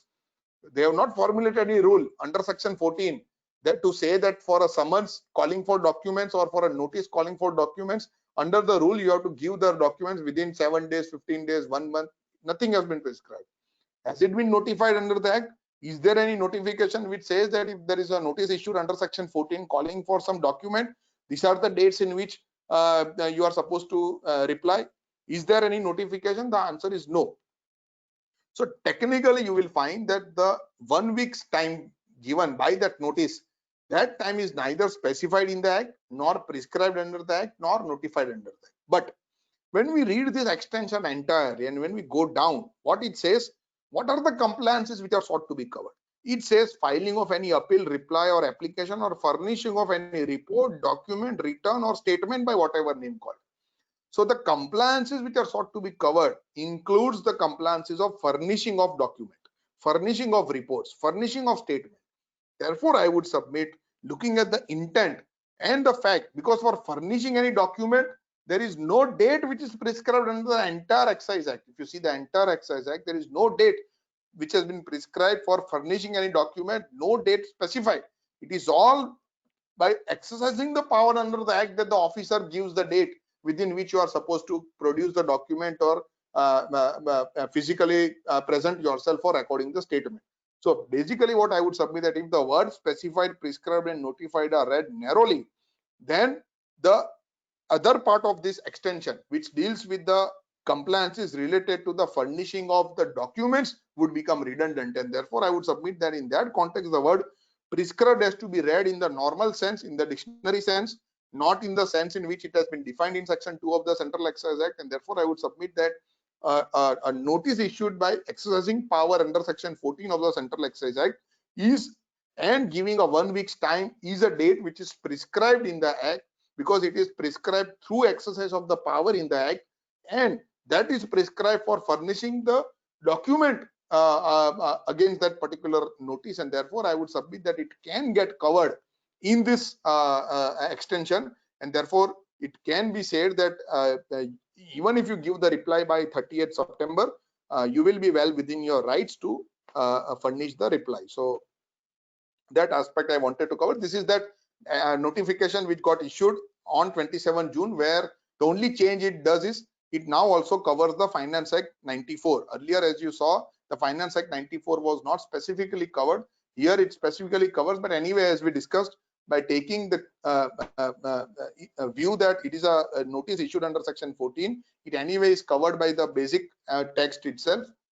This recourse may not be required, but nevertheless, this is only for the purpose of extending the timeline.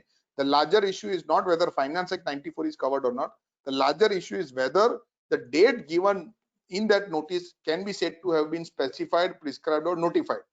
As discussed, given the context in which this particular ordinance has been drafted, we are reading the word prescribed in a normal sense, and in that context, the 1 week's time given in that notice is obviously at the time which has been prescribed by virtue of exercising the power under the acts, that is the Excise Act and the Finance Act 94, and therefore this extension would apply to such notices, and hence even if I reply by 30th September, I should be well within my rights to of complying with the notice. Now, what are the consequences? If let us quickly run through consequences. What can happen if you don't give reply to that notice? Assuming that it is a valid notice, that it has been actually physically served to the person, because as I discussed earlier, if the notice has only come on email, it is not a valid means of serving the notice. We have enough precedents to say that it is an invalid notice. So anyway, that notices may not be replied. But if someone has actually physically received the notice has been served, then in that case, if it does not comply with that, What can be the consequence? The consequence is that there is section 77 which says that a penalty can be imposed and the maximum amount is 10,000 rupees. So this is the only consequence that can happen. As already discussed, if non-furnishing of the reply does not mean that there is an automatic demand that would come. Obviously, if officer wants to resort to, as on the slide you can see, best judgment assessment, the law provides enough safeguards to say that the officer has to give an opportunity to give reply against the difference, that if he has identified any difference between written figures and the balance sheet figures or the 26 AS figures, he cannot straight away issue the demand order and straight away move with the recovery. Even section 73 has enough safeguard to say that a show cause notice has to be issued, and then only adjudication has to be done if you want to really levy anything which was not paid or short paid earlier. We have a decision also of Bombay High Court in case of ICICI Bank Limited, where the Bombay High Court has threadbare analyzed section 72, 73, and they have said that under both the provisions, in this case, in fact, the assessee had, under the pressure of the department, paid the money, and the department did not issue the show cause notice, but eventually the assessee realized that it was not payable, and therefore it went before the Bombay High Court. Bombay High Court said that even if an assessee has voluntarily paid something, that does not mean that the officer are not required to issue the show cause notice. If officer are seeking any demand, that demand has to precede the principle of natural justice, and that demands under section 72, if it is best judgment assessment, or under 73, that you have to issue the show cause notice, you have to grant an opportunity of hearing, and only then can a confirmed demand be raised. Can arrest happen if you don't comply with the notice? The answer is no, because arrest provisions are different. Section 13 of the Central Excise Act deals with arrest provisions. We are on the section 14, under which this such notice has been issued, and therefore we have also a decision of Madras High Court which says such provisions are totally independent.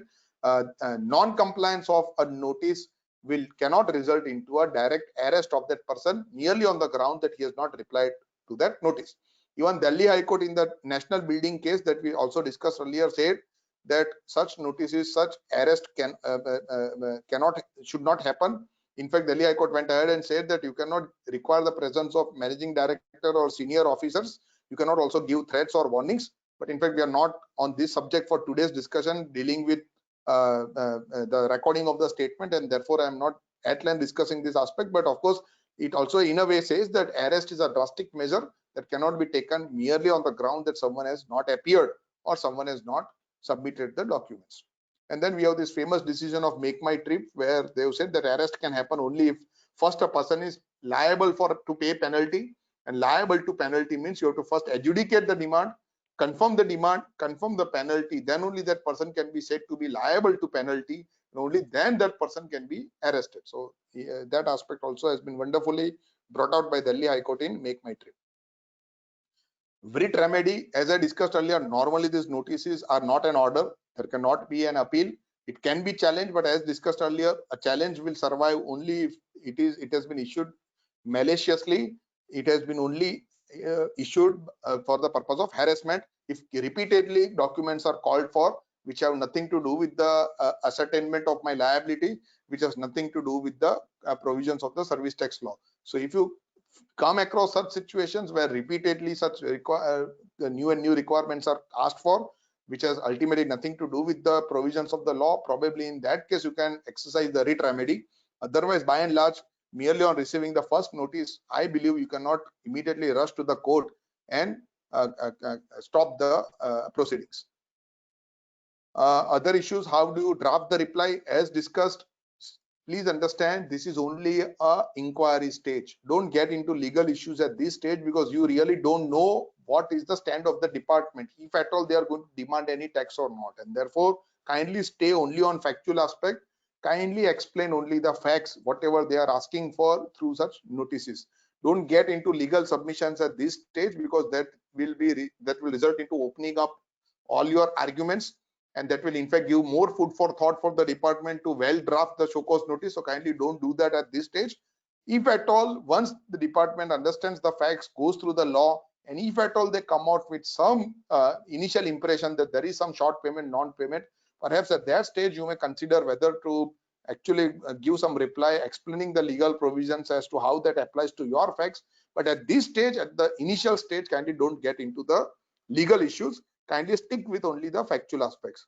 Consequences, as I discussed, if at all there is any liability which the department finds after giving the reply, direct recovery is not possible. They will have to still take recourse to 73, issue the show cause, adjudicate the matter, and only then can there be demand. Writ can only be filed if the process is biased or abusive. If the process is not biased or abusive, a writ, I believe, may not survive. Two aspects before I conclude.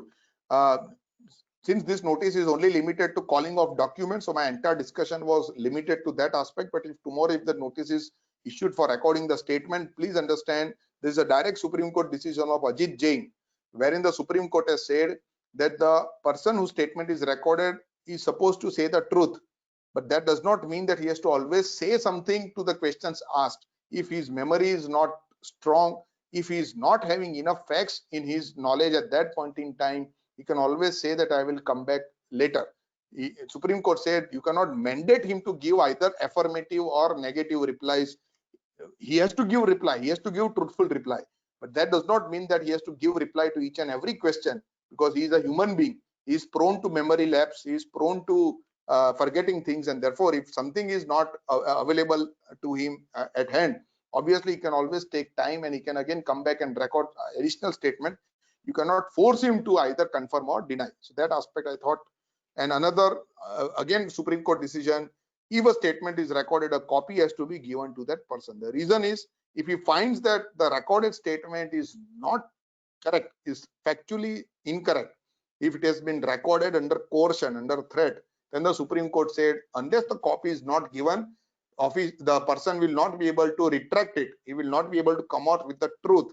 And therefore the Supreme Court said that in absence of giving the copy of statement, that statement will not be considered as a valid evidence for the confirming the demand. So only a statement where the opportunity is given to examine it and to rebut it, if the factually inconsistencies are there, unless that opportunity is not given, the statement cannot be considered as a valid evidence to demand any liability. So I believe I wanted to cover two aspects, but time constraint is there, and unless and until we don't cover the aspect threadbare in detail, I believe now we are all at a stage where really we are more interested in the in-depth deliberations rather than a prima facie discussion.